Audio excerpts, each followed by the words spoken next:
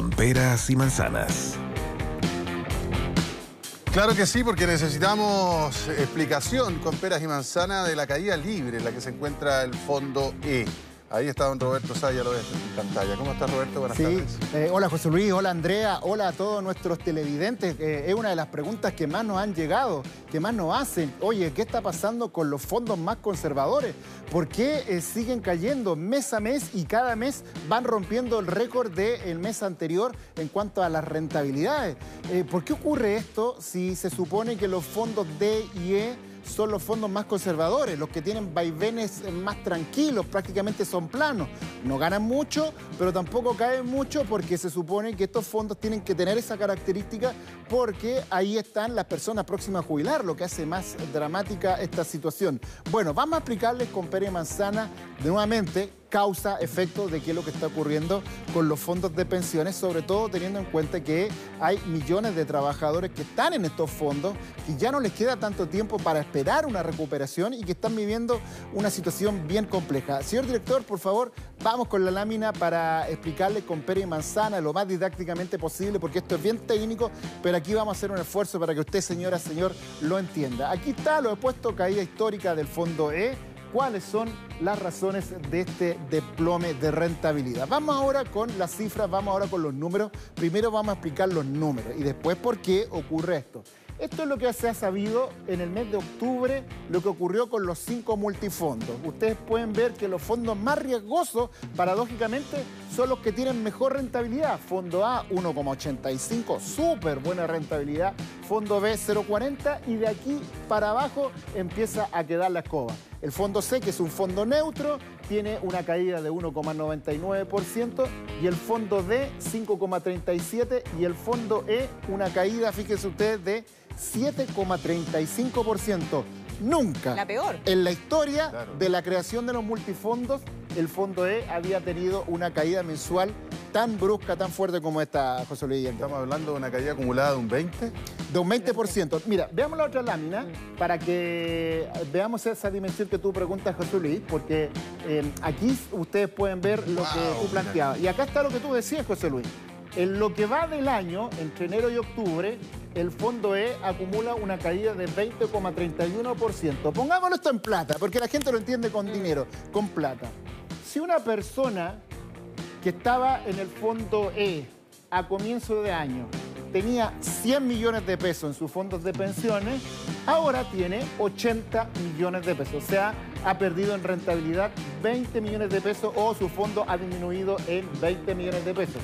O sea, claramente una persona que tiene esa situación debe estar atendiblemente muy nerviosa, porque si ese es el caso de un hombre que tiene 64 años y quiere jubilar a los 65, o sea, el próximo año, o tiene 65 y quiere jubilar este año, claramente eso es una situación muy compleja, porque al bajar ese fondo en 20 millones de pesos, obviamente su pensión va a disminuir. Veámoslo esto en perspectiva ya de 12 meses.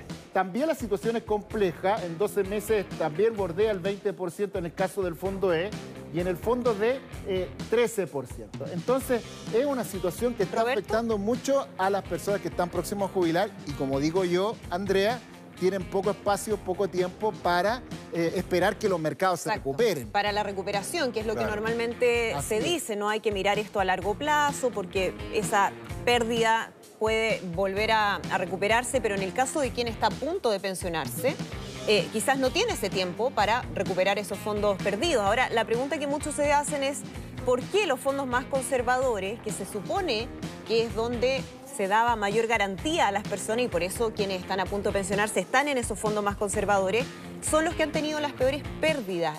A diferencia de lo que ha ocurrido en otros momentos de crisis económica también. Sí, porque habitualmente han sido los fondos A y B los que han tenido caída. Alguna vez me acuerdo de la última crisis internacional, el fondo A cayó 40%.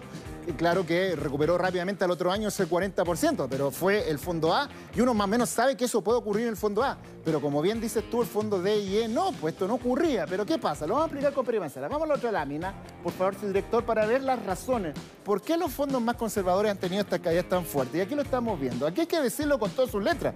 Los retiros del 10% tienen una cuota de responsabilidad en estas pérdidas de rentabilidad de los fondos de pensiones más conservadores. ¿Por qué los retiros? Y aquí lo voy a hacer el ejemplo ejercicio Pérez Manzana, porque esto obligó a las AFP a vender rápidamente instrumentos financieros. Y aquí les pongo el siguiente ejemplo y ustedes, yo estoy seguro que me lo van a entender.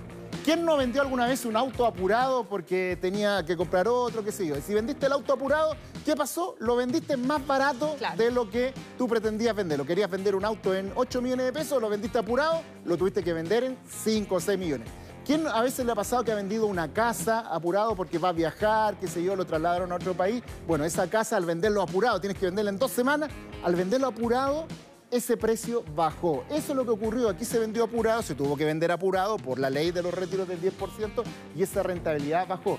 Pero además, los que están en los fondos de IE son más fáciles de vender y por lo tanto se tuvo que recurrir a esos fondos. Esos fueron los fondos que se liquidaron y es por eso entonces que aumentó la caída, todo. Y a eso hay que agregar que la subida de la tasa de interés también afecta a la rentabilidad de los multifondos. Cuando sube la tasa de interés, la rentabilidad baja. Cuando baja la tasa, la rentabilidad sube. Entonces, hay dos factores.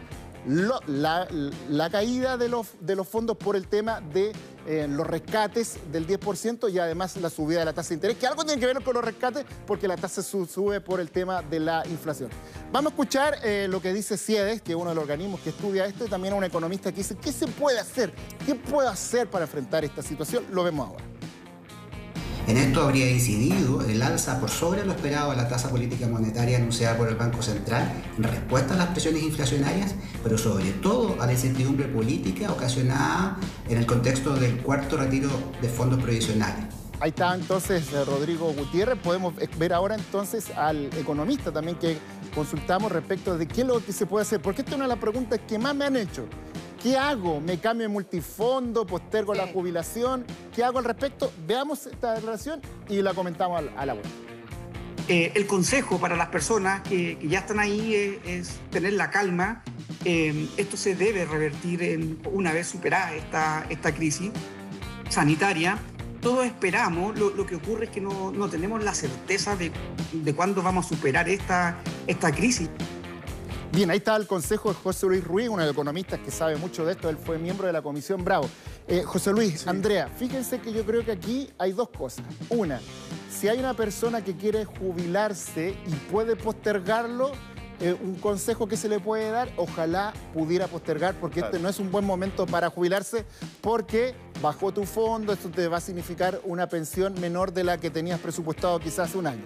Si se puede, si lo puedes postergar, postérgalo. Otro consejo, si te quieres jubilar, yo le he contado acá, lo he explicado, que uno se puede postular por rentas vitalicias, que está también en la polémica, o retiro programado. El retiro programado es seguir con nuestra plata ahorrada en la AFP.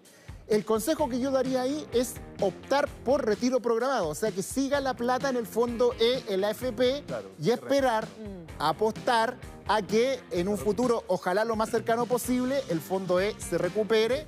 Y entonces, si tú quieres rentas vitalicias, mantente 1 año, 2 años, lo que sea, ojalá que sea 1 año o 2, y después te cambias a renta vitalicia si es que quieres renta vitalicia, pero no rentas vitalicias al tiro. Ahora. Roberto, esta es una pregunta, te lo pregunto desde la ignorancia. El fondo E, el esperar en el fondo E, también implica, por ser un fondo más conservador, que me voy a demorar más en recuperar el monto que yo tenía. Sí, bueno, el fondo E es un fondo cuyas variaciones, todo es lento, todo se supone que es más acotado. Porque ¿qué es lo que hay en el fondo E? ¿En qué ponen la plata en el fondo E? Depósitos a plazo, mutuo hipotecario, bonos de gobierno, bonos de empresa. Y son esos instrumentos financieros cuyos valores bajaron de precio y por eso baja la rentabilidad. Entonces estamos a la espera de que esos valores suban. El problema es que, según los economistas, el ruido político, el ruido económico, el ruido de los retiros hacen que esos precios bajen. Entonces, si siguen los retiros, si sigue un cuarto retiro, esos precios van a seguir bajando, por lo tanto el fondo E va a seguir bajando. Entonces, ese es un factor político que hay que considerar. Los retiros también inciden en eso y, por lo tanto, si los políticos quieren que no se afecte eso, tienen que considerar ese factor también, entre muchos otros que tienen que ver. Así que, bueno, ahí está la explicación, ahí están los consejos, qué se puede hacer, qué mirada se le puede dar, pero lo cierto es que es complejo, es una decisión difícil y es súper entendible que la gente que está en los fondos de IE en este momento esté muy nerviosa al ver cómo los números de su cartola han disminuido. Y nosotros hemos explicado con pera y manzana. Andrea José Luis. Muchas gracias. Gracias, Roberto. Gracias, Roberto. Que estén bien, ¿eh? Que estén muy bien. Buenas tardes. Último minuto.